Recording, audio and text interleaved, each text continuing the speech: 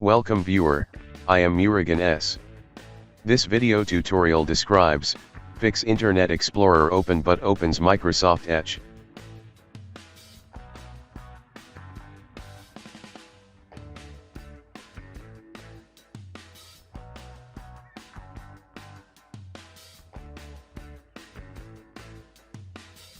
Type Internet Options in Windows search bar, click Internet Options.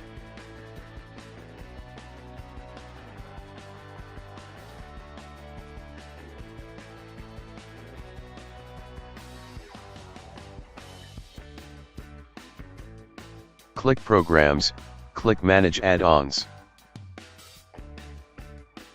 Click Learn more about toolbars and extensions.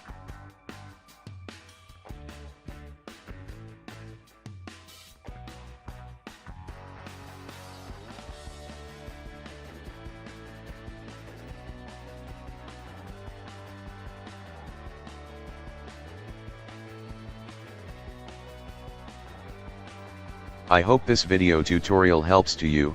Please like, share and don't forget to subscribe my channel. Thank you very much. See you next video.